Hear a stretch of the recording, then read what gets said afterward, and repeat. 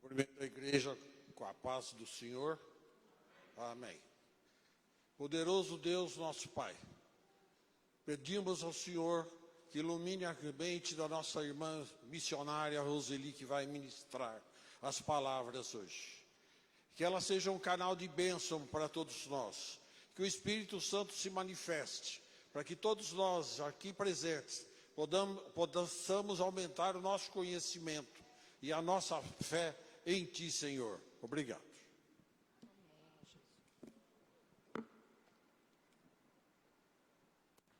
Pode sentar, meus irmãos. Cumprimento a igreja com a paz e o amor de Jesus, amém? Para mim é sempre uma grande satisfação, uma honra estar aqui para falar um pouquinho da palavra de Deus. Eu agradeço muito a confiança do pastor Sandro, do pastor Brás, que me deram essa oportunidade. E é muito bom estar na casa do Senhor. E muito prazeroso, muito honrado, eu me sinto em estar aqui hoje falando para vocês. Que Deus possa falar através de mim, o Espírito Santo, e que a gente possa refletir sobre as palavras, né? É um texto muito forte. Eu gosto muito de falar sobre as mulheres da Bíblia, porque são mulheres poderosas e principalmente mulheres de atitude, né? E é assim que nós devemos ser. E eu pensei muito, e até tinha preparado falar sobre Ruth. Mas aí um dia eu abri a Bíblia e o Espírito Santo me disse, não. Fale sobre a Sunamita. E ela é um exemplo de fé, e é o que a gente precisa. Então, eu falarei sobre a Sunamita e o seu filho. Eu não vou ler inteiro, porque ele é um texto bastante extenso, mas depois eu vou discorrê-lo inteiro, né? Então vamos lá, abra sua Bíblia na 2 Reis 4. Todos acharam?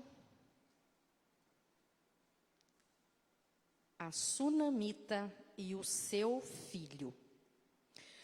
Sucedeu também um dia que, indo Eliseu a Sunem, havia ali uma mulher grave, a qual o reteve a comer o pão.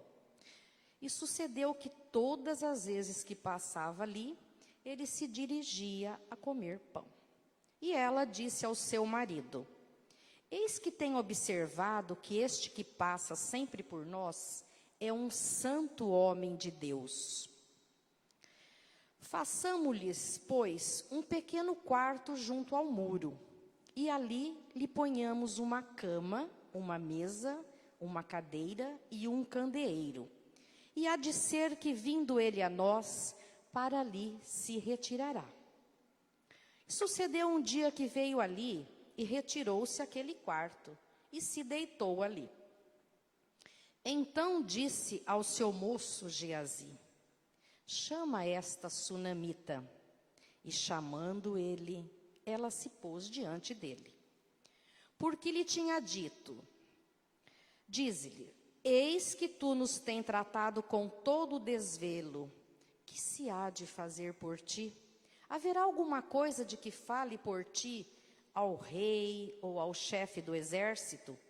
E dissera ela, eu habito no meio do meu povo. Então disse ele, que se há de fazer, pois, por ela? E Geazi disse, ora, ela não tem filho, e o seu marido é velho. Pelo que disse ele, chama-a. E chamando a ele, ela se pôs à porta. E ele disse, a este tempo determinado, segundo o tempo da vida, abraçarás um filho. E disse ela, não, meu senhor, homem de Deus, não mintas a tua serva. E concebeu a mulher e deu à luz um filho, no tal tempo determinado, segundo o tempo da vida que Eliseu lhe dissera. E crescendo o filho, sucedeu que um dia saiu para o seu pai, que estava com os segadores. E disse a seu pai: ai, a minha cabeça, ai, a minha cabeça. Então disse um moço: leva-o à sua mãe. E ele o tomou e o levou à sua mãe. E esteve sobre os seus joelhos até o meio-dia e morreu. Vamos parar por aqui, porque é um texto longo e nós vamos repeti-lo.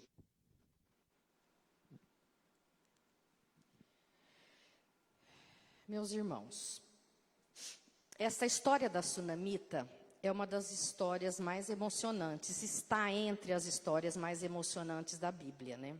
Que é sobre esta sunamita. Ela tem um nome desconhecido. A Bíblia não fala o seu nome, mas o seu testemunho de vida atravessou milênios e um verdadeiro exemplo de fé. A característica dessa mulher era a fé. E ela lutou pelo seu sonho, não deixou morrer as esperanças, passou momentos difíceis, mas confiou no seu Deus e não se decepcionou. Essa história de Samaria, ela ocorre entre 874 e 782 a.C., época em que apareceu no reino do norte o profeta Eliseu. E todos nós sabemos que Eliseu foi discípulo de Elias. E o nome pela qual ela ficou conhecido foi pela cidade de Sunem, né? Essa cidade, ela era uma cidade montanhosa, uma elevação de terra muito grande, né? Como são as regiões ali. Mas uma terra muito fértil, rodeada por cacto, por pomares, por grandes plantações, por pessoas prósperas, né? Grandes fazendeiros. E tinha um cenário que era o Monte Carmelo. Esse monte era enorme, né? Ele tinha aí 600 de altura, 600 metros de altura, 30 metros de extensão e a faixa, às vezes, até 30 metros de largura. E nesse Monte Carmelo, esse profeta gostava, como Jesus, de se retirar para meditar. E ali, muitos fazendeiros se encontravam. E o solo fértil dessa terra propiciava uma colheita abundante, mas, ao mesmo tempo, acentuava o contraste com a infertilidade desta mulher sunamita. E este vale tinha sido palco de grandes batalhas, né, entre os filisteus e o exército de Saul. E o profeta Eliseu, exercendo o seu ministério, saía frequentemente da sua casa em Samaria e percorria cerca de 56 quilômetros para chegar a esse Monte Carmelo, local do seu retiro espiritual. E ali ele buscava a orientação de Deus, a oração, o seu jejum. E numa dessas viagens longas e cansativas com o seu servo Geazi, Eliseu passa por Sunem e vê, e a sunamita sempre via esse homem passar por ali. Passava por ali e ela observava. Mas, meus irmãos, será que era só ela que observava? Eram os olhos do Espírito Santo que a faziam observar esse homem. E ela enxergou algo que toda a cidade deveria ter visto, mas não via. Mas ela viu. Claro que ele devia comer em outras casas, mas somente esta mulher teve a inspiração divina de proporcionar a Eliseu um conforto maior. E diz assim, que ela o reteve para comer o pão, né? Pois ele passava sempre ali.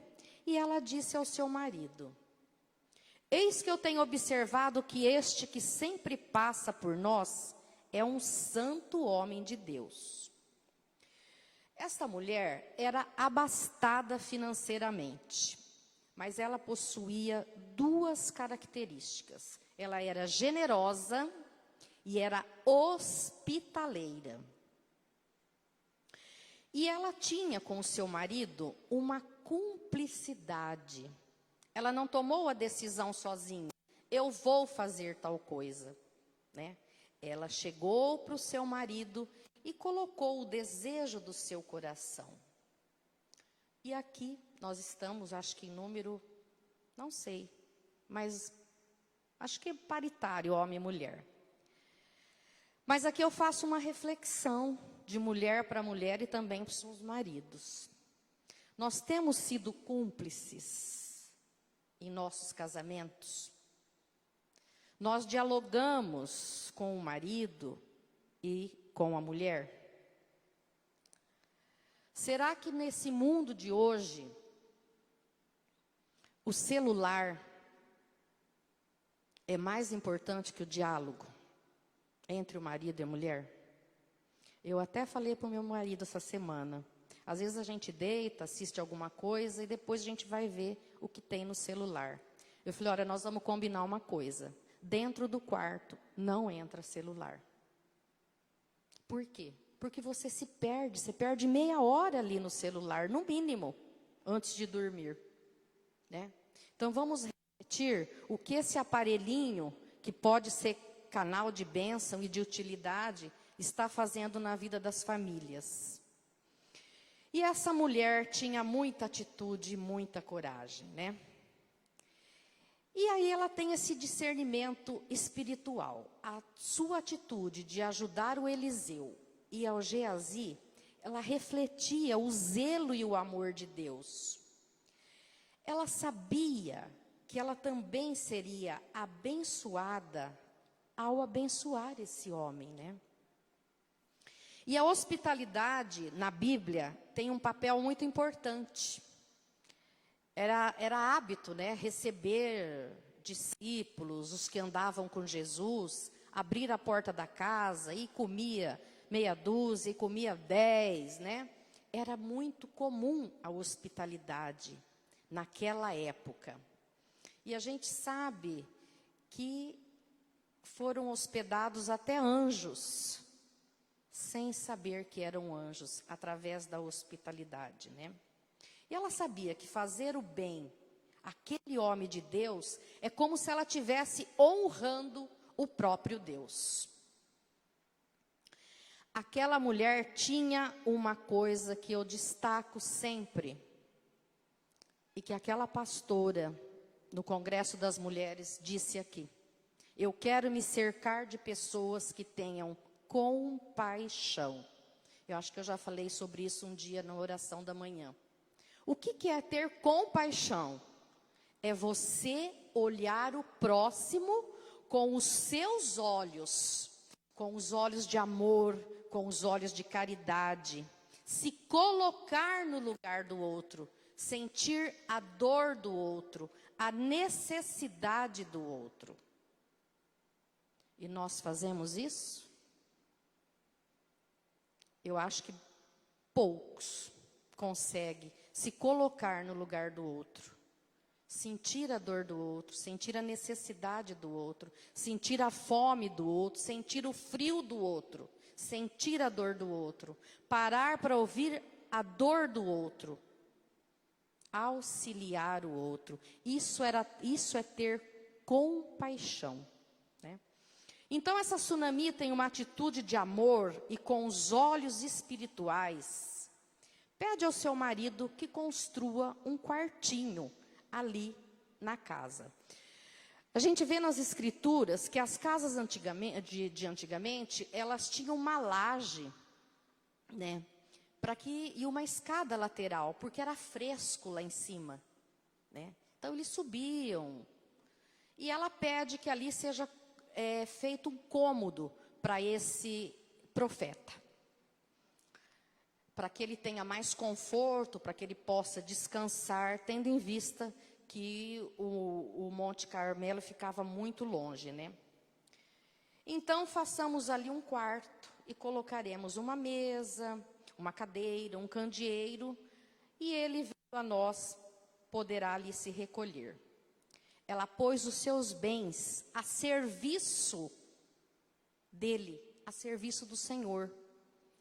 Porque as coisas espirituais para essa mulher era de grande valor.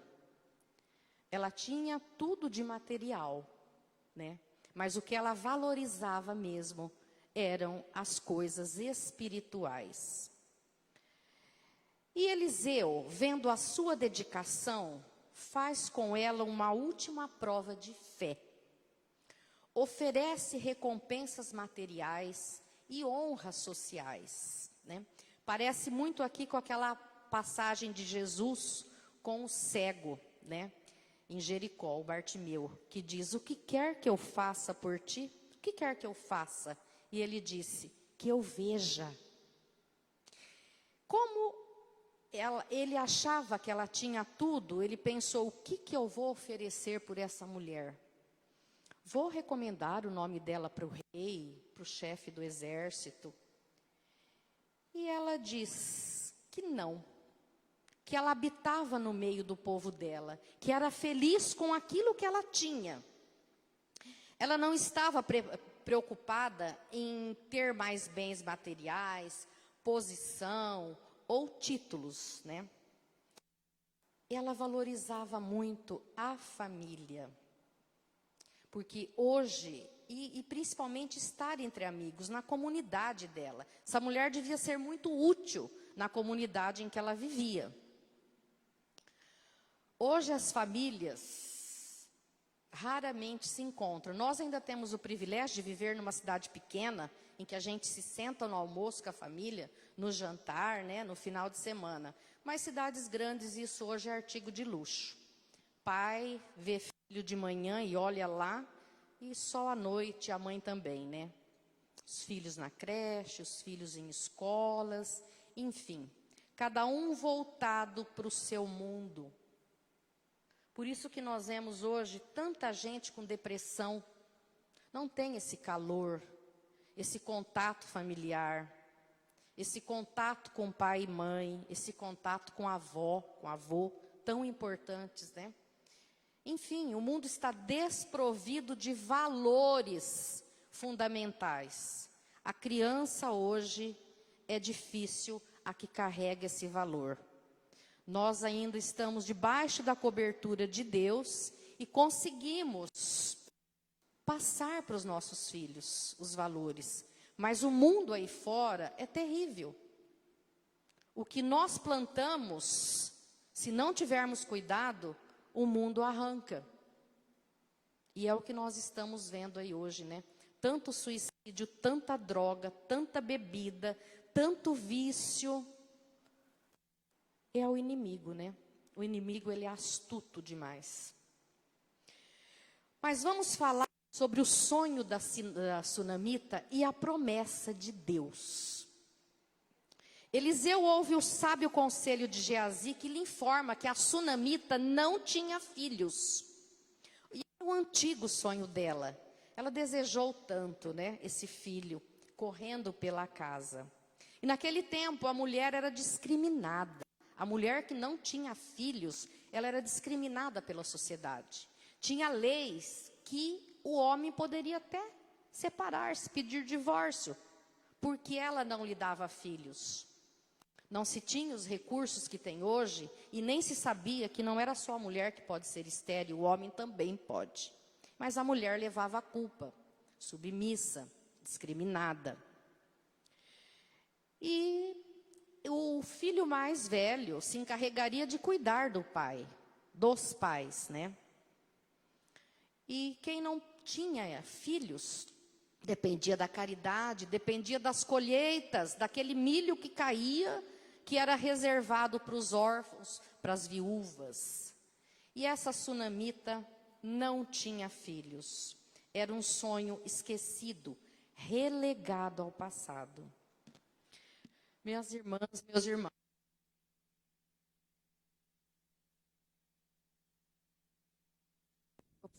parou de funcionar. Eu faço aqui um parênteses. Nós temos algum sonho, você tem algum sonho em seu coração, sonho oculto, aquele sonho que você só confessa a Deus, como esta sunamita, não está funcionando bem, como esta sunamita, ela tinha um sonho secreto, que Eliseu, através do Espírito Santo, sussurrou no ouvido de Geazi. Mas você tem se questionado se os seus sonhos agradarão também a Deus? O seu sonho está alinhado à vontade de Deus? Por que ele não se realiza? Será que é época do seu sonho se realizar? Será que você está preparado para ver esse sonho se realizar? O que nós temos feito efetivamente para tornar realidade o seu sonho? Nós temos batalhado, nós temos ouvido a voz de Deus, nós temos corrido atrás dos nossos sonhos, ou a gente simplesmente senta e espera que Deus faça tudo? Mas Deus contemplava a generosidade e hospitalidade daquela mulher. E essa atitude de amor para com esse homem de Deus gerou uma promessa que ela mal podia acreditar. E Eliseu, quando diz, segundo o tempo da vida, abraçarás um filho. Como Sara, né? Sara também duvidou da sua fertilidade. Pensava que o profeta estava lhe dando falsas esperanças. Porque essa sunamita dizia, meu marido é idoso, como eu vou ficar grávida? E ela também não devia ser tão nova. Daquela época, uma mulher de 32, 35 anos era considerada idosa para a maternidade, né?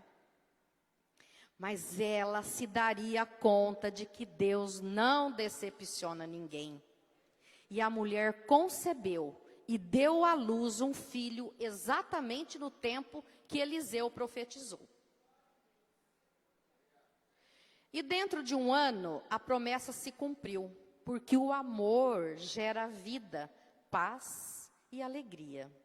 E ela deu à luz um lindo filho, tal como foi Isaac para Abraão e Sara, né? Porque, irmãos, nós somos filhos da promessa. Embora muitas vezes nós fiquemos em dúvida, quando atravessamos um deserto, Senhor, me ouça, o Senhor não me ouve, está demorando, porque nós somos frágeis na nossa fé. Nós também caímos, nós também fraquejamos. Mas Deus é um Pai compreensivo e Ele conhece todas as nossas fraquezas. E aquele lar frio se encheu de calor com o sorriso de uma criança. Você vai ver a hora que nasceu o seu, viu? Como é gostoso, né? Uma família completa e feliz. Mas tudo isso agora estava superado, né? Pois Deus havia lhe dado um presente perfeito. E toda vez que ela olhava para aquele filho, ela se lembrava da promessa de Deus cumprindo na sua vida. Ele era lindo. E seu filho era uma bênção. E foi criado na lei do Senhor, obediente. E essa criança, o pai já carregava cedo para os campos, para que ele aprendesse o ofício, né? E pelo que eu pesquisei, na Bíblia não fala, mas esse menino parece que tinha em torno de uns 10, 11 anos. Não sei se isso é verdade, mas enfim, isso não importa, né? E esse menino ia com o pai para a lavoura. E o sol extremamente quente, aquela região é uma região de sol escaldante, né? E muitos acreditam, e deve ter sido, que ele tenha sofrido uma insolação. Ali numa certa hora, ele começa a gritar, ai que dor, minha cabeça, e o pai não podia largar o serviço e pede para alguém, para um dos servos, dos empregados, levar o filho para a mãe, para que a mãe visse o que estava acontecendo e desse algum medicamento, erva, chá naquela época. E o menino é levado à sua mãe. Chega lá, a mãe pega esse filho, senta ele no colo e fica até o meio-dia com esse filho. E esse filho vem a falecer. Momentos terríveis passou aquela mulher. Era o vale da sombra da morte. Ver o seu único filho, com quem ela amamentou, criou. Ela não pediu aquele filho. Ela dizia, Senhor, eu não pedi, né? Mas ela também sabia que se Deus deu, Deus não tiraria. Porque aquele menino era filho da promessa. Eu não posso nem imaginar a dor dessa mãe ao perder um filho. Diz que é a pior prova que alguém pode passar. Mas Deus tem o socorro e a providência para tudo. E a sunamita olha para aquele filho, o sonho de ter uma família, aquele menino frio no seu colo. Mas ela pensa, vai tudo bem. Essa frase fortifica a fé dessa mulher. Testifica a fé dessa mulher. Vai tudo bem. E ali, ela toma o seu filho nos braços e ela pensa, eu não aceito a morte do meu filho. E põe carinhosamente na cama, no quarto do profeta. E ela parte para um duro embate. Ela chega para o marido e diz, eu quero um cavalo, né, traduzindo, né, me arreia e um cavalo. E ele ainda questiona, mas para quê? Hoje não é sábado, onde você vai, né? E ela fala, está tudo bem, está tudo bem. E ela chega ali diante de Eliseu, né? Ela se prostra no pé dele. E ele não tenta dar uma de adivinho. Profeta, com toda a sabedoria, ele não tenta dar uma de adivinho. Ele pensa, o que faz essa sunamita aqui? Por que essa mulher está aqui? E ela se joga nos seus pés. Geazi abaixa para levantá-la e ele disse, deixa, esta mulher não está aqui em vão. Ela está passando, a gente vê pela face dela o sofrimento dela. E aí, ela diz que o filho estava morto. E Eliseu, que também passa ali, Deus também fala com ele e mostra para ele uma outra lição. Ele era profeta, mas nunca paramos de aprender.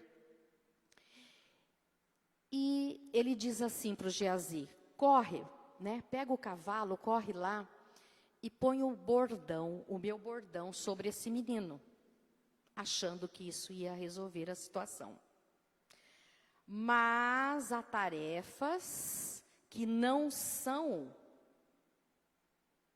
era para o Geazi realizar. Certas coisas exigem a presença de Deus. Queridos irmãos, com isso eu aprendo uma coisa.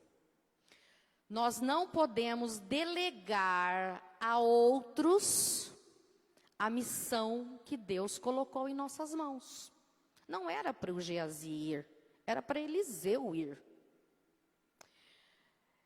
E o que nós estamos fazendo com a missão que Deus confiou a nós?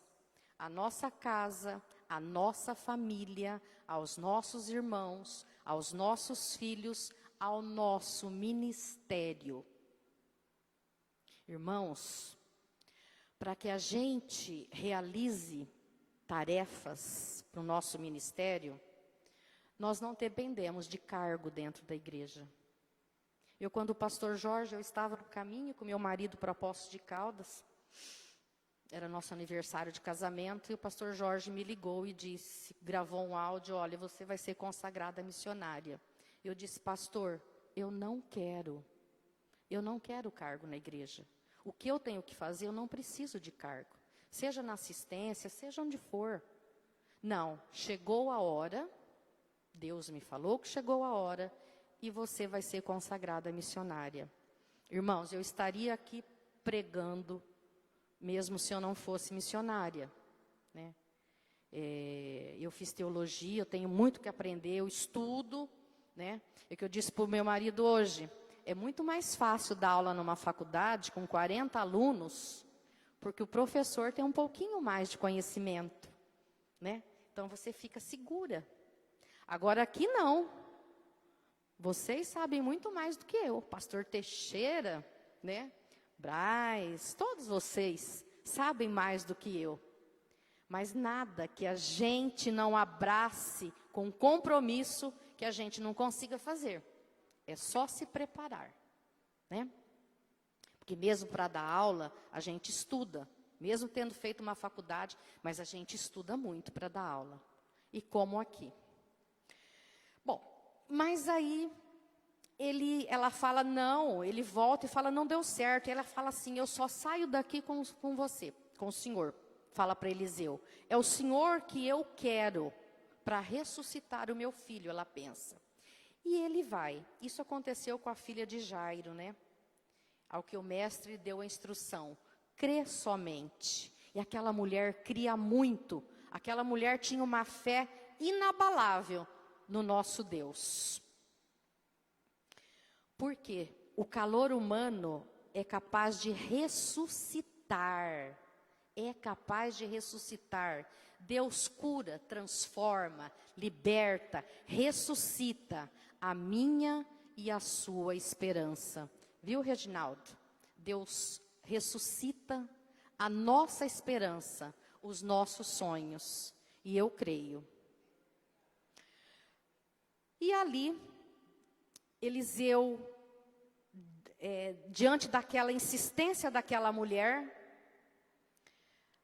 chega na casa dela, né? Vão lá para a casa dela.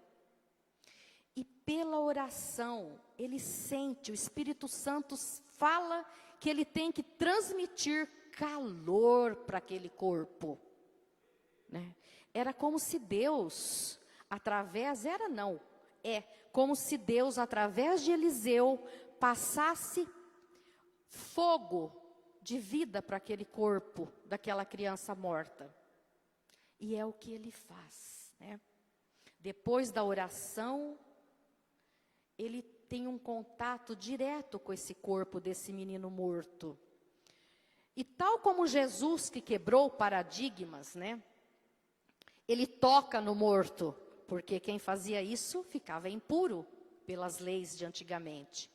Mas ele, como Jesus que curou no sábado, ele quebra os paradigmas, a religiosidade.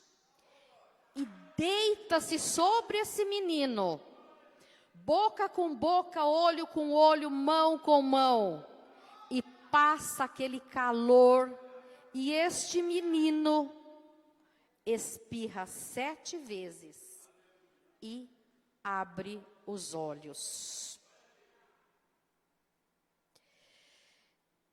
E aí ele pede que o Geazi chame a sunamita, né? Porque nessa hora ele não quis ninguém, ele ficou ali. E ela entrando, se lança aos seus pés. Ela prosta-se aos pés de Eliseu. E ela vê que o seu sonho foi honrado, a sua fé foi honrada. Ela humildemente agradece e entra para a história de Israel como uma mulher sábia e de fé. É o milagre da vida, né? É o milagre que Deus faz. Até a morte, Deus pode confrontá-la e trazer de volta. Porque Deus tudo pode, Ele é o Deus do impossível. Quando alguém te falar, o seu sonho é impossível, não creia nisso, não acredite nisso. Se você é merecedor. E se Deus ainda não realizou o seu sonho, a promessa dele está feita na sua vida. Ele só não realizou ainda porque ele precisa, como uma pedra bruta, te lapidar. Hoje é dia 8. Nossa, quanto tempo eu já falei, pastor Braz? Falei 40 minutos já? Hoje é dia 8. Dia 12 agora, faz 2 anos da minha última cirurgia, que todos vocês acompanharam o desfecho. Dia 31 de janeiro, faria 10 anos que eu caí. Foram 8 anos de dor, né? E qual era o meu sonho? Meu sonho era andar, estar aqui de pé sem sentir dor. E eu clamei, 8 anos, clamei, Senhor, não me escuta.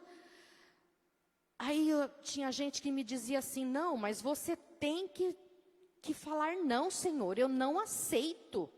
Mas eu falava, meu Deus, quem sou eu para falar eu não aceito? Né? Tem gente que fala, eu não aceito isso, Senhor. E as pessoas me falavam isso. E eu dizia, não, Deus tem um propósito na minha vida, Deus tem um propósito na minha vida. Não é possível uma caidinha de uma cadeira de meio metro fazer um estrago desse. E na última cirurgia, eu falei para Deus, Senhor, não sei se estou falando bobagem, mas eu não aguento mais. 8 anos. 6 cirurgias, eu não suporto mais. E Deus não perde os seus filhos, irmãos. Quando você já não tem mais força, que Deus vê que você está no último, aí Deus te socorre. Mas Ele já tinha me talhado. Eu já tinha me tornado evangélica. Eu já estava com 8 anos, né? E era esse o propósito dele na minha vida. Estar aqui hoje falando dele. E se eu não tivesse me tornado evangélica, jamais eu faria isso. Jamais eu faria isso. Porque em outras igrejas não há essa oportunidade aqui, né? Que nós temos nas igrejas evangélicas, né? Então Deus tem um propósito. E outro propósito era trazer o meu marido para a igreja. E eu não sei qual propósito foi mais difícil de realizar. Mas Deus realizou. E eu oro e agradeço todos os dias. Não existe impossível quando Deus toma a sua causa, né? E irmãos, aqui finalizando, eu só quero falar para vocês que o caminho da restauração é longo e difícil. A porta é muito estreita. Você abre mão de muita coisa. Eu e o Jorge abrimos mão de muita coisa na nossa vida, depois que nós viemos para a igreja. Você é crente? Mas ela não vai. Por quê? Primeiro está a igreja. A gente recebe um convite, ela não vai. Nem adianta convidar a Roseli, porque ela virou crente. Isso me dá uma felicidade, um contentamento muito grande. Eu digo, estamos no caminho certo. Eu falo, estamos no caminho certo, né? Então, os irmãos, tem atitude de amor, de carinho, né? De paciência. E saiba que Deus, Ele nos dá a armadura, Ele nos dá o escudo quando Ele nos coloca numa guerra. Ele não nos coloca desprovido numa guerra, não. Ele nos dá armas, que é a fé, que é a oração. Essas são as 2 chaves, a fé e a oração. E tudo que nós plantarmos, nós vamos colher. E as gerações futuras também colherão. Então tome cuidado o que a gente faz, porque não é só nós que colheremos. As próximas gerações nossas também colherão, tá? Finalizando, eu gostaria de fazer uma oração final, né? Peço que a gente feche os olhos, né? Curvemos a nossa cabeça e vamos orar. Senhor Jesus, Pai de amor, Deposito hoje aos seus pés, meu Pai, os meus sonhos, a minha família e a minha vida. Lave o meu coração, tire dele toda desconfiança, toda desesperança. Que eu possa profetizar coisas boas e testemunhar a derrota do inimigo das nossas almas. Senhor, Tu nos deste unção através dos nossos olhos, através das nossas mãos. Nós podemos arrancar a identidade do inferno e abençoar. Pela sua unção, também podemos ser Eliseu no nosso meio, pois tudo que plantarmos, aqui ficará e aqui frutificará. Aumente a minha fé em Ti, que eu creia com o coração, me entregando totalmente em Tuas mãos. E que nessa noite eu possa ressuscitar a minha fé e os meus sonhos adormecidos, Senhor. Amém, meu Pai, e muito obrigada pela oportunidade.